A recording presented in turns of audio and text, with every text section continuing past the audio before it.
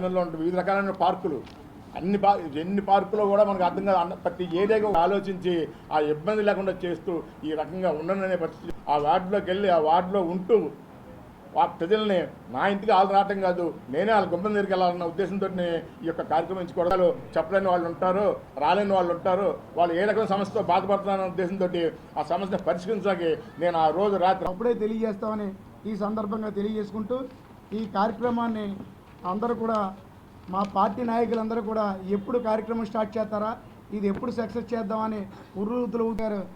Super 6లో భాగంగా ఇవన్నీ కూడా చేరింగ్ చెప్పడం మీ భద్ర మా బాధ్యతలో. అలాగే రౌడీ షీటర్లని వాళ్ళని కూడా పూర్తిగా నిర్మూలించిన పైన 80-70% అందరి ద్వారా చాలాసార్లు ప్రజల దగ్గరికి వెళ్ళింది. ప్రజలందరూ కూడా ఏ సమస్య ఉన్నా కూడా ఎమ్మెల్యే గారి దృష్టికి తీసుకెళ్ళి ఆ సమస్య ఏదైతే వెహికల్ ఉందో లోపల రానివ్వకుండా ఉంది. నిజంగా సెంటర్ ఛాంబర్ ప్రెసిడెంట్ వెళ్ళారు, ఎమ్మెల్యే రూల్ లేకపోతే మాకు అయిపోయినా చెప్తాను సార్.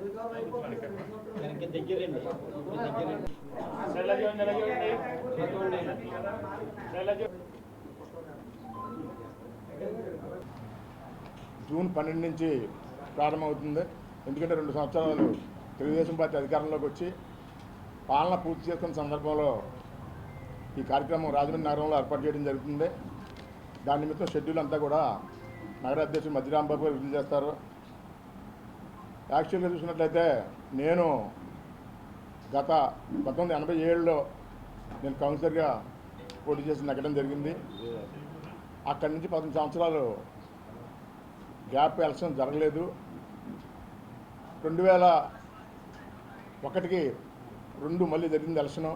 అక్కడి నుంచి 3 సార్లు నేను నెగ్గడం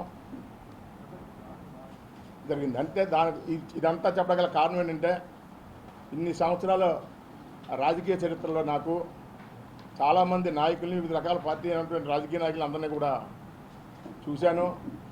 వాళ్ళకి వ్యవహార శైలి కూడా నేను చూడటం జరిగింది.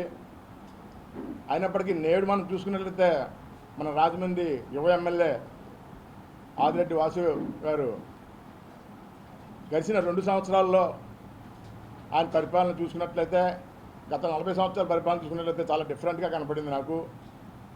ఆ ఉద్దేశంలో నేను ఖచ్చితంగా ప్రజలకు తెలియజేయాలన్న ఆలోచన నాకు వచ్చింది. దాంట్లో భాగంగా మన వార్డు మన ఆదిరెడ్డి అనే కార్యక్రమం అనౌన్స్ చేస్తారన్న తెలిసిన విషయం అందరికీ తెలిసిందే. కనుక అటువంటి నాయకుడికి అందరూ కూడా సహకరించాలని చెప్పే ఉద్దేశంతో నేను ముందుకు రావడం జరిగింది. మన వార్డు మన ఆదిరెడ్డి ఈ కార్యక్రమం కూటమి ప్రభుత్వం అందరం కలిపి చేస్తాం. అందరూ బీజేపీ, జనసేన, తెలుగుదేశం పార్టీకి అందరూ కలిసి ఆ రోజు సాయంత్రం వాళ్ళందరితోటి కలిసి ప్రజలతోటి అలాగే వార్డులో ఉన్న కమిటీతోటి కలిసి సమస్యలన్నీ పరిష్కరించడానికి కార్యక్రమం తీసుకున్నారు.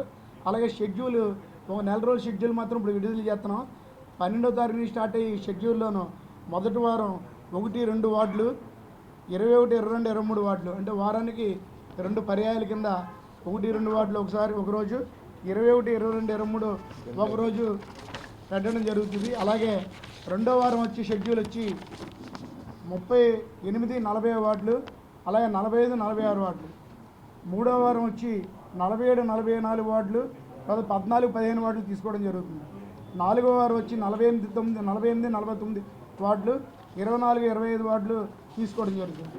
ఈ నెల రోజుల్లో ఈ వార్డులు కాకుండా అంటే ఇంచుమించుగా 16, 17 వార్డులు తీసుకోవడం జరుగుతుంది. 17 వార్డులు కాకుండా నెక్స్ట్ షెడ్యూల్ మళ్ళీ ప్రెస్ మీట్ పెట్టి విడుదల చేయడం జరుగుతుంది.